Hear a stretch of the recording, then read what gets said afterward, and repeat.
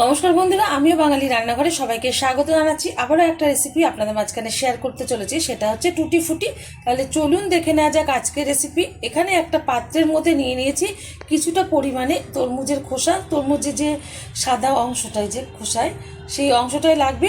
আর এই তরমুজের যে সবুজ অংশ, এটা আমি কেটে ফেলে দেবো। আর এটা কিন্তু এখন ছোট ছোট টুকরো করে নেবো বটির মাধ্যমে। তারপর কিভাবে টুটি ফুটিটা বানাবো সেটা আপনাদের মাঝখানে শেয়ার করবো।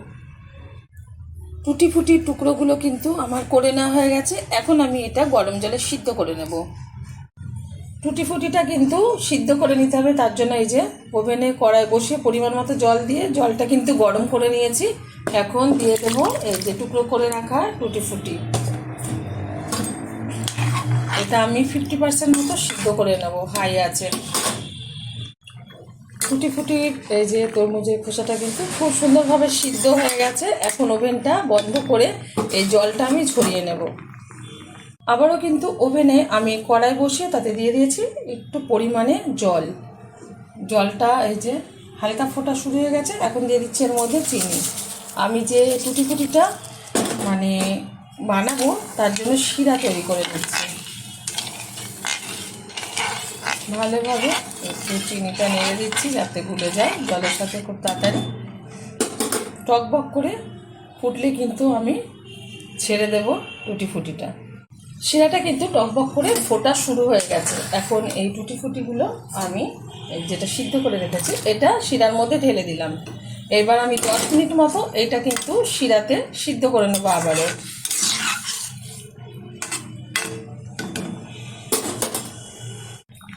10 মিনিট মতো হাই আছে আমি কিন্তু টুটি ফুটিগুলো সিদ্ধ করে নিয়েছি শিরাতে।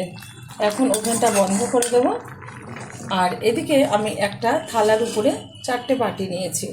এখানে কিন্তু ফুড কালার আমি দিয়ে দিয়েছি। 3টেতে 3 রকমের ফুড কালার আর একটা ফাঁকা, এটা সাদা বানাবো।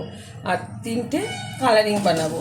এখন এখানে যে এই টুটি ফুটিগুলো আছে শিরা সমেত আমি এক একটা বাটিতে ঢেলে দিচ্ছি। খুব সুন্দরভাবে কিন্তু 4টে বাটিতে সমানভাবে আমি টুটি ফুটিগুলো কিন্তু এই যে রস দিয়ে এই যে শিরাতে যে ফুটিয়েছিলাম সেই সমেতে কিন্তু বাটিতে দিয়েছি। এবার একটু আমি নেড়ে নিচ্ছি। আর এই যে এটা কিন্তু রেখে দিতে হবে 5 থেকে 6 ঘন্টা, তবেই কিন্তু সুন্দরভাবে সেট হবে কালারের সাথে। আপনারা যদি অন্য কালার ব্যবহার করতে চান করতে পারেন। তো আমি ঘরে যে কালারগুলো ছিল সেটা দিয়ে কিন্তু আমি করে নিলাম। আর এটা 6 থেকে 7 ঘন্টা রাখলে ভালো হয়। তো আমি 5 থেকে 6 ঘন্টা রাখার পর আমি এই শিরাগুলো ছড়িয়ে তারপরে কিন্তু একটা প্লেটে রোদে দেবো। তারপরে দেখাবো যে টুটি ফুটিগুলো কেমন হয়েছে। শিরাটা ঝরিয়ে এই যে থালাতে এই যে ছড়িয়ে দিয়েছি। এবার টানা রোদে আমি সকাল থেকে একদম বিকেল পর্যন্ত রোদ খাইয়ে নেব। তারপরে কিন্তু এটা শুকনো হয়ে যাবে সুন্দরভাবে। আর আপনারা অবশ্যই ট্রাই করবেন। এখন আমি ছাদে দিয়ে আসবো টানা রোদে। দেখতে কতটা সুন্দর লাগছে। এটা কিন্তু প্লেটে দিতে যাবেন না, কারণ যদি প্লেট সাদা হয়ে থাকে তাহলে কিন্তু এই কালারটা পুরো প্লেটে টেনে নেবে। সেই কারণে আমি স্টিলের থালা ব্যবহার করলাম।